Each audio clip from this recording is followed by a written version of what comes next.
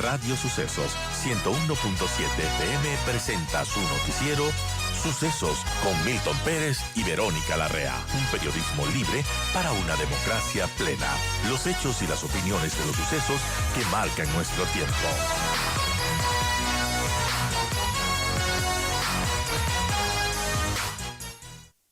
De que se logró un acuerdo con el Fondo Monetario Internacional, acuerdo por el cual el país dispondrá de 4.000 millones de dólares a un plazo de 4 años. Más allá del monto, Alberto, muy buenos días, siempre será significativo que el Ecuador haya accedido a un acuerdo con el fondo. El gobierno remarca que además en tan corto plazo. ¿Cómo lo procesas? Buenos días. Muy buenos días, un gusto estar con ustedes. Definitivamente considero que es una noticia positiva. Y aquí hay que entender, porque muchas personas malinterpretan y dicen más endeudamiento. Eso no es verdad. Este dinero es muy necesario para el Ecuador porque va a permitir hacer un rollover de las deudas. ¿Qué significa esto? Hay montos importantes que van a vencer con el mismo Fondo Monetario Internacional. Este año tenemos que pagar 842 millones de dólares de capital. El próximo año son 1.200 millones, el 2026 otros 1.200 y en 2027 nuevamente 1.200. Entonces, el país no tiene esos recursos para amortizar esas deudas y como funciona normalmente a nivel de los países, cuando vence el endeudamiento se lo sustituye por nueva deuda y de esa manera lo que se hace es empujar los vencimientos hacia adelante, que es fundamental en la situación actual del país. El país no tiene los recursos para hacer esas amortizaciones. Entonces, el Fondo Monetario nos va a dar alrededor de 4.000 millones de dólares en 4 años, lo que a su vez va a permitir realizar todas las amortizaciones con el mismo Fondo Monetario Internacional, que en esos 4 años suman 4.444 millones. Es decir, esto lo que hace en la práctica no es un nuevo endeudamiento, esto no va a elevar el nivel de endeudamiento del país, lo que va a hacer es mejorar el perfil de vencimientos, que no todo se agolpe, como está en la actualidad, que se agolpa en los próximos 3 años, 4 años, hay que hacer una amortización gigantesca, recursos que definitivamente el país no tiene. Entonces el riesgo de caer en un default era gigantesco. Este acuerdo reduce en algo ese riesgo porque al menos las deudas del FMI están solucionadas. No hay que pagarlas en los próximos 4 años. Este financiamiento va a permitir sustituirlas por nuevas deudas que tienen plazos más extensos. Es decir, esto, en otras palabras, lo que nos sirve es para pagar la deuda con ellos mismos. Es No para habrá entonces un posponer. desembolso que llegue al país. No es un desembolso que llega al país, el grueso de esto de aquí es para reperfilar deudas. Es decir, deudas que vencían ahora, ¿no? Y cuando no tenemos recursos para pagar, hay que pagarlas más adelante. Entonces se extienden los vencimientos. Es un reperfilamiento de deuda. No existe con el Fondo Monetario la figura de una renegociación de deudas. Lo que existe es lo que se ha hecho ahora. Nos otorgan un nuevo financiamiento que a su vez sirve para poder amortizar esos pagos y sustituir por nuevas deudas. Entonces, para el país es muy importante por ese lado porque le da un respiro financiero. De otra manera, no hubiésemos podido pagar todos los vencimientos porque no solamente hay vencimientos importantes con el Fondo Monetario. De aquí, en los próximos 4 años, hay muy fuertes vencimientos, especialmente en 2027, que es el año con mayores vencimientos, donde también hay vencimientos de la deuda comercial. Entonces, el Ecuador va a tener también que hacer un proceso similar, ojalá que lo pueda hacer pronto, en el mercado de capitales. Es decir, emitir nuevos bonos para sustituir los bonos que tenemos que pagar. Así funciona en materia de financiamiento de países. Se sustituye deudas que vencen por deudas nuevas y de esa manera se pospone parte del endeudamiento y el resultado es que se le da alivio a la caja fiscal. Y decía, otro beneficio, no solamente hay este beneficio en este acuerdo con el fondo, sino que el otro beneficio es que el acuerdo con el fondo es una especie de una garantía, un sello de responsabilidad fiscal. Significa que el gobierno está diciendo al mundo, sí, estoy comprometido con poner en orden las cuentas fiscales, y eso nos abre la puerta al financiamiento de los multilaterales.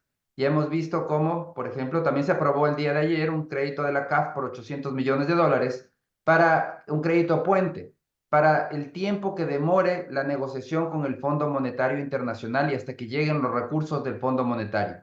Entonces, igual que ha sucedido con la CAF, habrá otros multilaterales que continuarán financiando al país. Eso garantiza sostenibilidad fiscal, garantiza que, o al menos reduce el riesgo de una interrupción en los pagos del sector fiscal público, una crisis de financiamiento, y yo creo que también ayuda de manera significativa a seguir reduciendo el riesgo país, lo que significa que eventualmente, yo creo que después de las elecciones del próximo año, o máximo de aquí a 2 años, el país podrá incluso volver al mercado de capitales, lo cual es muy importante que suceda antes de 2027, porque como digo, en 2027 hay una amortización gigantesca de deuda que no tenemos los recursos para pagar y que lo que tenemos que hacer es reperfilarla, es decir, que los vencimientos hay que mandarlos al futuro. Y eso solo lo vamos a lograr emitiendo nuevos bonos en el mercado de capitales para sustituir los que vencen por otros nuevos con vencimientos más largos.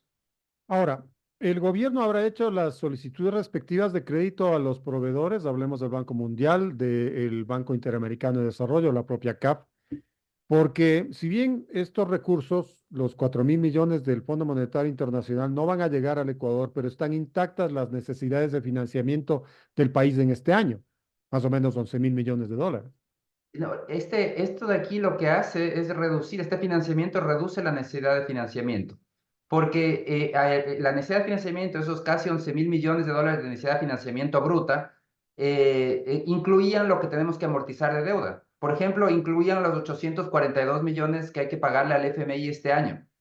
Con este financiamiento ya se ha cubierto, se va a cubrir esos 842 millones. Ya no hay que pagar esos 842 porque ya están financiados y los hemos extendido en el plazo, hemos sustituido una deuda por otra.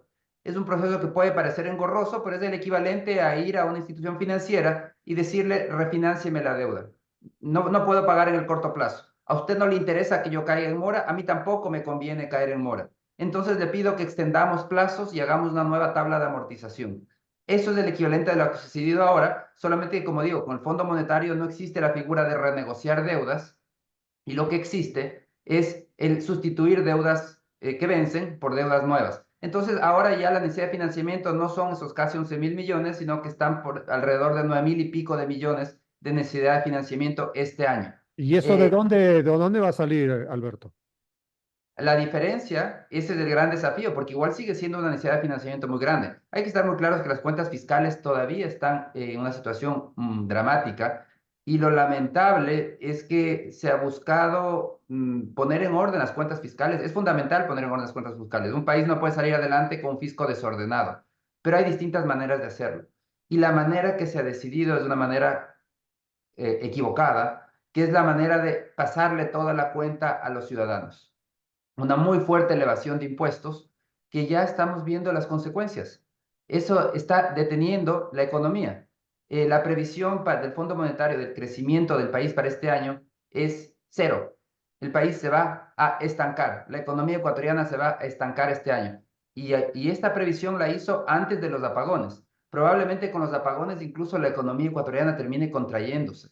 Y mucho de la culpabilidad en detener a la economía ecuatoriana es esta estrategia de querer sostener el gasto público, cueste lo que cueste. No solo sostener, seguir elevando el gasto público de manera imparable porque el gasto corriente sigue subiendo y en el presupuesto de este año nos dicen que el gasto corriente va a subir aceleradamente. Eso es lo que nos están diciendo.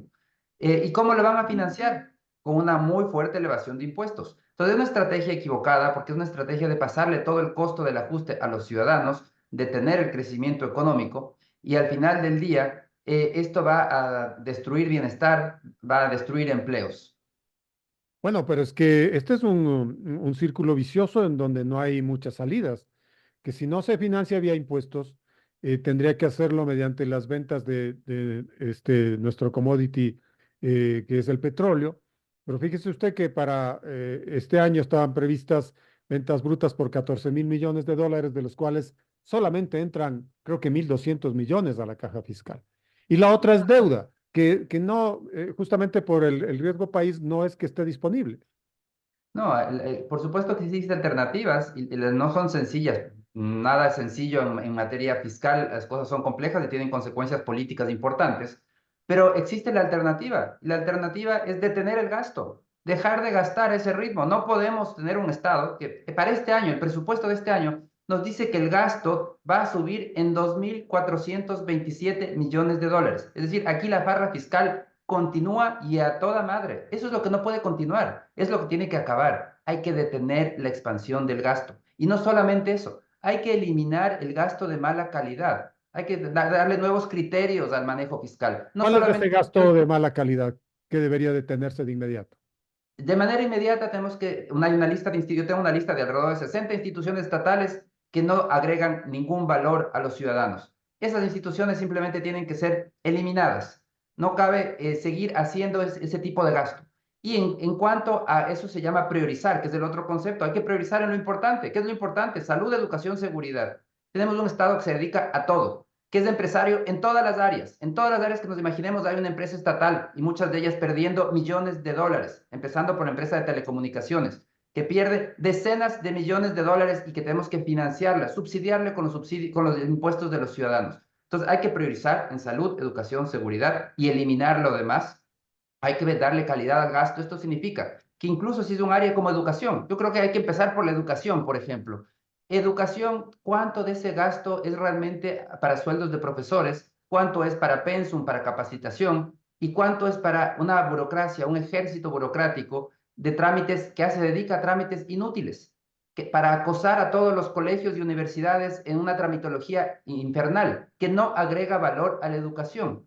Eso tiene que ser eliminado. Entonces hay que darle calidad al gasto. Y el tercer concepto es transparencia. Entonces lo que no se ha querido hacer es el trabajo duro, porque este no es un trabajo de economistas propiamente, no es un tema de ver el resultado, los números financieros y decir, podemos ahorrar 10%, 15%. No, este es un trabajo de una revisión de procesos. Yo creo que el punto de partida siempre debe haber sido contratar una auditoría internacional de procesos para identificar y hacer un inventario de todos los procesos del Estado y saber qué agrega valor y qué no. Los procesos del Estado que no agregan valor tienen que ser eliminados de raíz, fuera, desaparecer. Los que sí agregan valor tienen que ser digitalizados, es decir, ser más eficientes. Eso es darle calidad al gasto, eso es poder liberar recursos para poder destinarlos a lo importante, a lo que le cambia la vida al ciudadano. Yo creo que el único criterio aquí de selección es decir, ¿esto le está cambiando la vida al ciudadano? Adelante, vamos, hagámoslo y hagámoslo mejor, digitalizado, etcétera. Esto no le cambia la vida al ciudadano, tiene que desaparecer.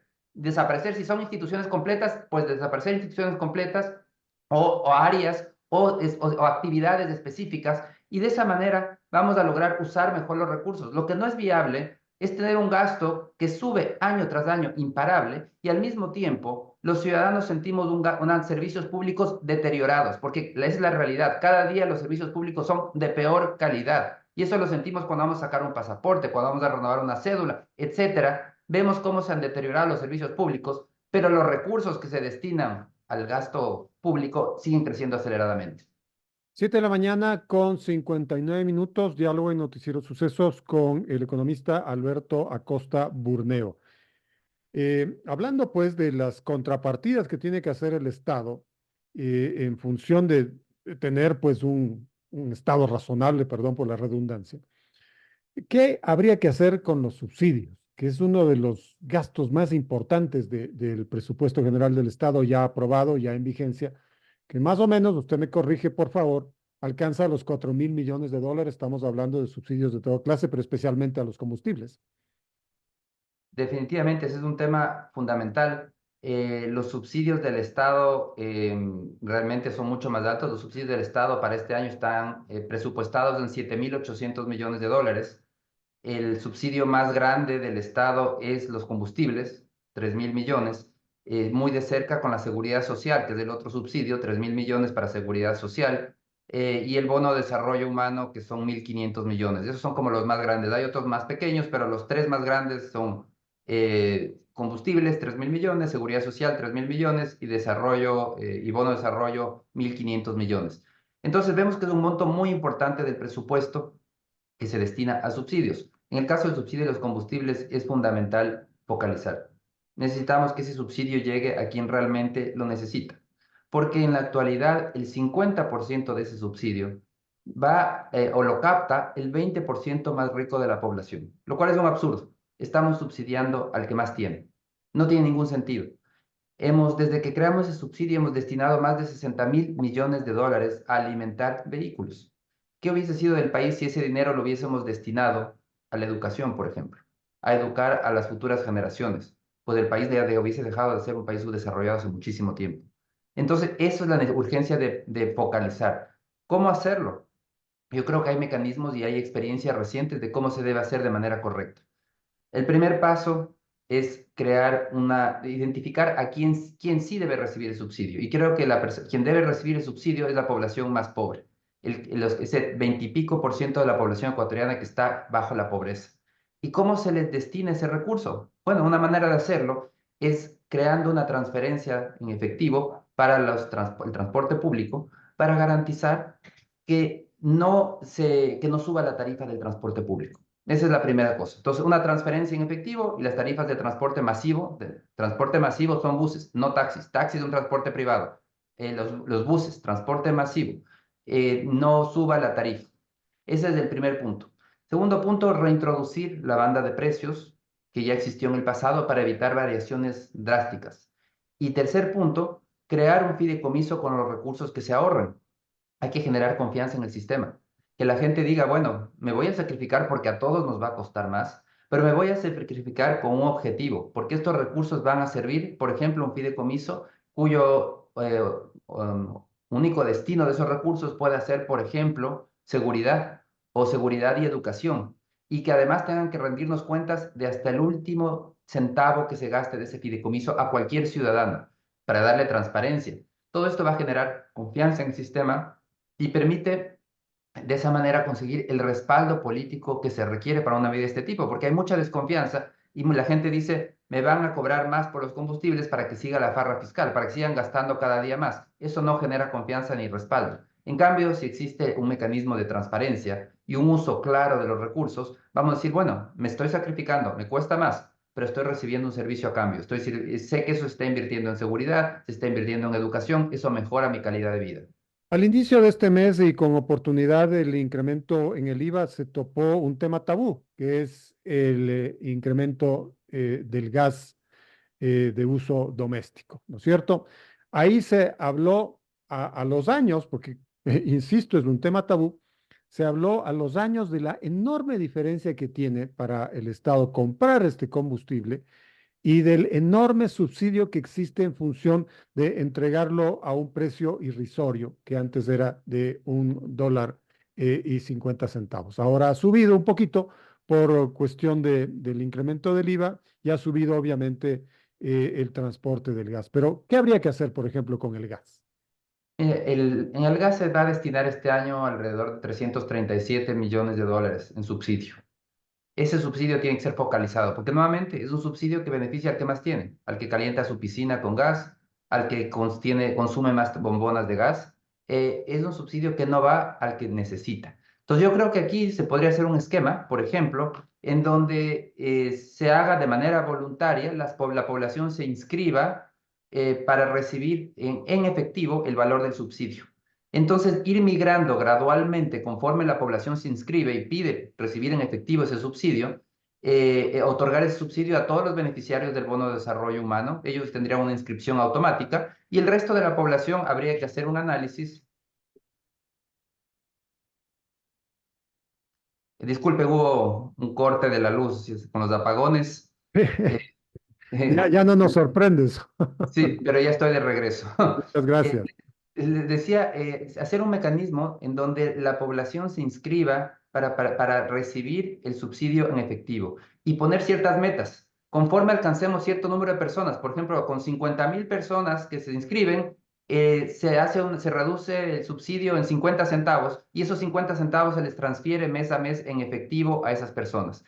Y gradualmente, conforme va subiendo el número de personas inscritas, el subsidio va reduciéndose hasta eventualmente poder introducir ya una banda de precios también para el gas. Pero yo creo que ese subsidio tiene que ser reemplazado por una entrega de efectivo a los beneficiarios del bono de desarrollo humano y a las personas que no sean beneficiarias, pero que justifique por su situación, que justifique este subsidio. Pero lo que hay que estar claro es que no podemos seguir con este absurdo de destinar 737 millones de dólares cuando el grueso de ese dinero se va a quien más tiene, a quien no requiere ese subsidio. En este estado de cosas que ciertamente es irregular, que es inequitativo, vea usted que lo que le acaba de suceder, ¿no? El corte de luz, eh, que ha sido cuantificado por el gobierno con una pérdida de 72 millones diarios. Me parece que se queda corto, porque los empresarios me parece que tienen otra cifra. Eh, para darle una salida de corto plazo hay que disponer de recursos, que no sé si el gobierno los tiene en este momento. Usted habló, economista Acosta, de que vamos a tener un grave retroceso en la economía en su conjunto en este año por estos apagones. Más o menos, ¿cuál es el porcentaje que tendríamos en el retroceso en el Producto Interno Bruto? Bueno, todavía es pronto para decir, hay que ver hasta cuánto duran, y qué duración son esos apagones, pero que va a ser un costo significativo es seguro. Probablemente habría que ver, hay que ver cuánto van a durar, pero esto va a jalar hacia abajo la economía, que de por sí ya la previsión en este momento era una economía detenida. Entonces, es urgente tomar medidas. De aquí a nivel del sector de la crisis energética hay que tener claridad en el origen del problema, porque si no identificamos claramente el problema, tampoco vamos a identificar las soluciones correctas. Los apagones no son el resultado climático, no son un resultado del fenómeno del niño. Aquí hay un problema estructural y eso es lo que tenemos que ver claramente. Y el problema estructural se genera por una ley estatista que lo que hizo es forzar a apagar la inversión, el motor de la inversión privada. Es como un avión, el que por ley se dijo el motor de la inversión privada tiene que estar apagado. Nadie me prende ese motor porque se estableció incluso en la Constitución de 2008 ese concepto equivocado de los sectores estratégicos, que no son otra cosa que monopolios estatales. El sector eléctrico es uno de esos monopolios estatales, en donde solo por excepción y en casos muy específicos se autoriza, se tolera la inversión privada. ¿Cuál es el resultado? Cuando el Estado se queda sin plata, lo que sucedió en 2014, cuando se acabó la bonanza petrolera, el Estado ya no puede seguir invirtiendo. Entonces, desde 2019 no hay expansión en la capacidad de generación eléctrica. ¿Por qué? Porque en este modelo donde el único motor que se puede prender es de la inversión pública, el Estado se queda sin plata, no hay cómo invertir. Entonces, eso hay que tener claro de este origen del problema, porque con fenómeno del niño o sin fenómeno del niño los apagones eran inevitables, porque desde 2019 la oferta está estable, mientras que la demanda sigue creciendo, porque la economía crece, porque crece la población, porque es natural y es saludable que crezca el consumo energético. En una economía que crece naturalmente, tiene que crecer el consumo energético. Pero en el Ecuador la oferta se detuvo en 2019. Entonces, eso implica que, entendiendo claramente el problema, hay que plantear las soluciones correctas. Entonces, soluciones estructurales, que hay dos niveles de soluciones, lo estructural y lo urgente. En lo estructural, necesitamos una nueva ley energética que acabe con ese monopolio estatal, es decir, que diga, este avión puede volar con los dos motores prendidos. No hay necesidad de apagar el motor de la inversión privada. Segundo, hay que crear un mercado eléctrico mayorista, en donde los precios se fijen por oferta y por demanda. Esto no significa de ninguna manera eliminar los subsidios. Los subsidios tienen que registrarse en el presupuesto general del Estado y el Estado que subsidie a quien le dé la gana.